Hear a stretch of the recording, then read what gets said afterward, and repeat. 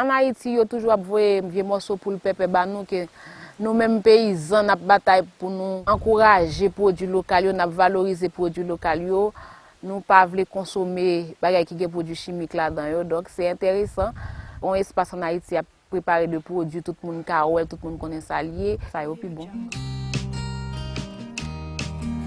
Moi, rentré dans l'organisation sociale depuis 2003. Le processus là continue. Nous avons une organisation femme en 2009 qui c'est au FAPROC, organisation femme progressiste au Cap-Rouge. L'activité que nous avons là aujourd'hui, c'est un atelier de transformation viande. Donc, avec l'espace organisationnel, ça aide les mesdames à avancer et il y a une certaine autonomie. Ils ont une décision, ils disent ça me veut acheter un bagage pour tel petit monde ou bien me veut faire tel bagage avec comme ça que je rentre. Je suis agronome de formation et j'habite en Haïti depuis 30 ans. Je suis arrivée dans les années 90. Alors en fait ce projet, elle souhaitait développer un projet économique, un projet de création d'emplois suite au séisme de 2010. Et donc on avait nous des contacts avec des artisans en France qui fabriquent des produits de charcuterie. Je connaissais depuis quelque temps et ils ont proposé de venir assurer une formation des femmes, puis voir si techniquement c'était possible.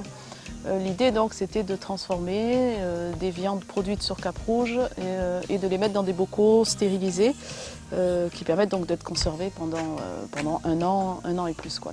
Donc en fait c'est intéressant puisqu'on n'a pas besoin de chaîne de froid pour conserver le produit. On s'est dit pour Haïti ce serait intéressant de développer cette technique.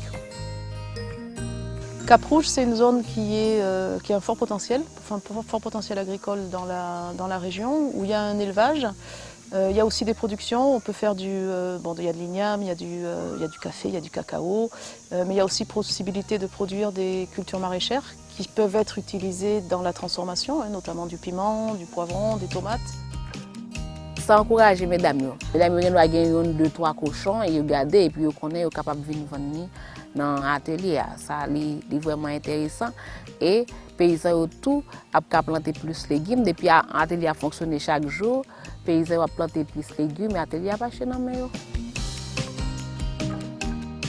L'élevage n'a pas fait même gens. Cochon Cap-Rouge, ils mangent tout ça, manger pour bananes, pour patates, joumou, feuilles. Donc, les plus bon pour un atelier comme ça, il fait le milieu paysage comme ça. Mais ça, on a plus confiance pour consommer les produits parce que ce n'est pas le même type d'élevage. La viande, c'était dans l'idée peut-être de travailler sur des traditions culinaires.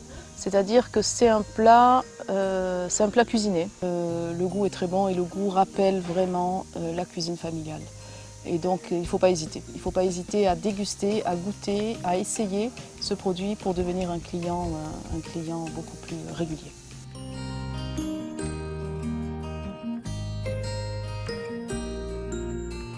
En Haïti, ils utilisent l'ail, ils utilisent le poireau, ils utilisent le persil, nous utilisons ça autour, nous mettons dans le produit.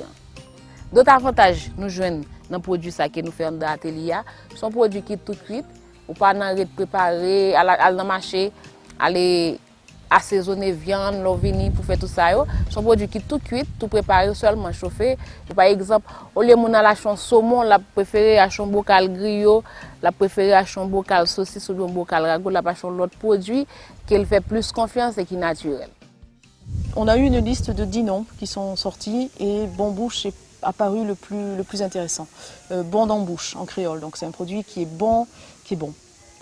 Voilà. Je vais encourager tout le monde à découvrir le produit Bon Bouche parce que c'est un produit qui est bon pile, il a une bonne saveur et puis il est naturel, c'est un produit local intéressant.